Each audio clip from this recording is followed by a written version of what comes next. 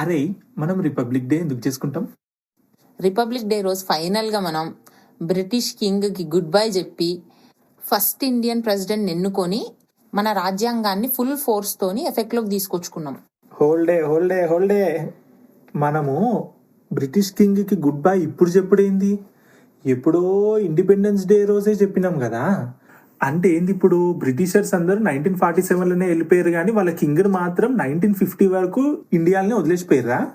ఆయననేమి ఇండియాలో వదిలేసిపోలేదులే, కానీ మన దేశాధ్యక్షునిగా ఆ పదవిని ఇంకా ఆయననే కొనసాగిండు 1950లో మన ఫస్ట్ రిపబ్లిక్ డే వరకు. మన రాజ్యాంగాన్ని మనం రాసుకోవడానికి మనకు ఆల్మోస్ట్ 2.5 ఏళ్ళు పట్టింది. మన రాజ్యాంగం రాయడం అయిపోయిన తర్వాత మనం ఆ కింగ్ని మన దేశాధ్యక్షుని పొజిషన్లోకి వెళ్ళి తీసేసి రాజేంద్ర ప్రసాద్ గారిని మన ఫస్ట్ ప్రెసిడెంట్గా ఆ రోజు ఎన్నుకున్నాం.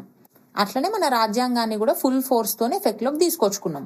అప్పట్లో బ్రిటిషర్స్ ఏదన్నా ఒక దేశాన్ని వదిలేసి వెళ్ళిపోయినా కూడా ఆ దేశాన్ని కామన్వెల్త్ నేషన్స్ అనే వాళ్ళకు ఒక గ్రూప్ ఉంది, ఆ గ్రూప్లో యాడ్ చేస్తారు ఒక డొమినియన్గా. ఆ కామన్వెల్త్ నేషన్స్లో ఉండే ప్రతి ఒక్క దేశానికి కూడా దేశాధ్యక్షునిగా ఆ కింగే కొనసాగేటోడు. అయితే ఏమైందంటే ఇండిపెండెన్స్ వచ్చినప్పుడు మనం కూడా తీసుకెళ్ళి ఆ కామన్వెల్త్ గ్రూప్లోనే యాడ్ చేసిండ్రు. మన రాజ్యాంగం రాయడం ఆల్మోస్ట్ రెడీ అయిపోతున్నప్పుడు ఇండియా వెళ్ళి నేను ఇంకా మీదట కామన్వెల్త్ గ్రూప్లో ఉండను, నా దేశాధ్యక్షునిగా నాకు ఒక బ్రిటిష్ రాజు వద్దు, ఆ ప్లేస్లో ప్రజలు ఎన్నుకున్న వారిని ప్రెసిడెంట్గా పెట్టాలనుకుంటున్నాం, ఇక మీదట ఇండియా ఒక రిపబ్లిక్ కంట్రీగా అవ్వాలనుకుంటుందని వెళ్ళి వాళ్ళకి చెప్పినాం. అప్పుడు బ్రిటిషర్స్ కూడా వాళ్ళ పాలసీకి చేంజ్ చేసుకొని ఓకే మీరు కామన్వెల్త్ గ్రూప్లోనే కంటిన్యూ అవ్వండి, కానీ మీరు మా కింగ్ని ఏమి రికగ్నైజ్ చేయాల్సిన అవసరం లేదు, మీరు మీ ప్రెసిడెంట్నే మీ దేశాధ్యక్షునిగా పెట్టుకోవచ్చు అని ఒప్పుకున్నారు. అట్లా ఇండియా ఒక రిపబ్లిక్ కంట్రీగా మారింది. వామ్మో, ఇంత జరిగిందా? నాకు ఇదంతా ఎవరు చెప్పలేదు స్కూల్లో. అయితే నాకు ఒక క్వశ్చన్, ఈ రిపబ్లిక్ అనే వర్డ్కి మీనింగ్ ఏంటిది? ప్రజలు ఎన్నుకున్న వాళ్ళే ప్రజల్ని పరిపాలిస్తే దాన్ని రిపబ్లిక్ అంటారు. అందుకే మనని పరిపాలించే ప్రతి ఒక్కరు మనం ఎన్నుకున్న వాళ్ళే అయిన రోజు ఇండియా రిపబ్లిక్ కంట్రీగా మారి ఆ రోజును రిపబ్లిక్ డేగా సెలబ్రేట్ చేసుకుంటుంది. ఓ, అర్థమైంది. ఇప్పుడు రాజుల కాలంలో ఒక కింగ్ పోయిండు అనుకో, ఆయనకు ఉండే కొడుకే మళ్ళీ కింగ్ అవుతాడు.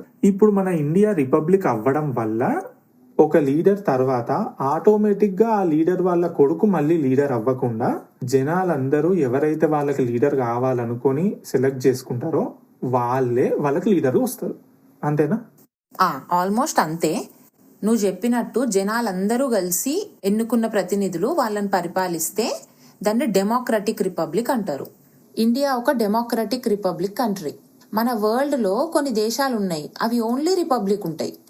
అక్కడ వాళ్ళ గవర్నమెంట్లో జనాల కోసం ప్రతినిధులు ఉంటారు, కానీ వాళ్ళని జనాలందరూ కలిసి ఎన్నుకోరు.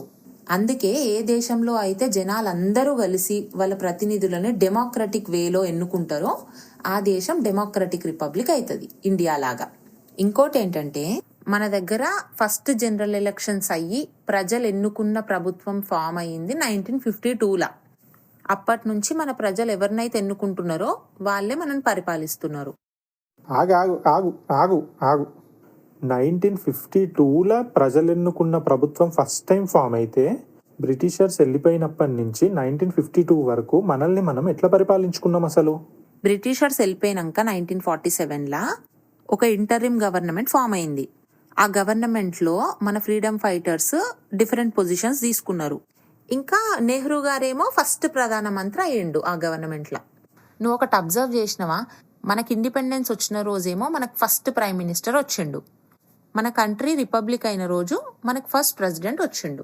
అందుకే ఇప్పటికి కూడా ప్రతి ఇండిపెండెన్స్ డేకి ప్రధానమంత్రి ఫ్లాగ్ ఎగిరేస్తే ప్రతి రిపబ్లిక్ డేకి మన ప్రెసిడెంట్ ఫ్లాగ్ ఎగిరేస్తారు.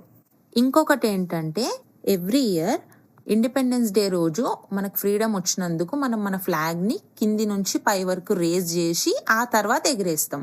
అదే రిపబ్లిక్ డే కల్లా మనకు ఆల్రెడీ ఫ్రీడమ్ వచ్చేసింది కాబట్టి మన ఫ్లాగ్ని పైననే ఉంచి అక్కడి నుంచే ఫ్లాగ్ని ఎగిరేస్తాం. ఇవి సింబాలిక్గా ఇప్పటికి కూడా మనం ఫాలో అవుతున్నాం. ఓ, నేనెప్పుడు ఇంతగానో అబ్జర్వ్ చేయలే ఇవి. ఈసారి ఫ్లాగ్ ఎగిరేస్తారు కదా, అప్పుడు చూస్తాను నేను కూడా. అయితే నాకు ఇంకొక క్వశ్చన్, ఇందాక నువ్వు ఫస్ట్ జనరల్ ఎలక్షన్ మనకి 1952లో అయిపోయింది అన్నావు కదా, మనకి 1947లో ఫ్రీడమ్ వస్తే ఫస్ట్ ఎలక్షన్ కండక్ట్ చేయడానికి మనకెందుకు అన్ని సంవత్సరాలు పట్టింది? ఇప్పుడు బ్రిటిషర్స్ మనని వదిలి వెళ్ళిపోయిన తర్వాత మనం గవర్న్ చేసుకోవడానికి మనకంటూ ఒక ప్లాన్ ఉండాలి కదా. అంటే మనం అసలు ఎలాంటి గవర్నమెంట్ని ఫామ్ చేసుకోవాలి, అందులో ఎలాంటి పొజిషన్స్ మనం పెట్టుకోవాలి, ఎలక్షన్స్ని ఎవరు కండక్ట్ చేయాలి, ఇవన్నీ మనకు తెలియాలి కదా.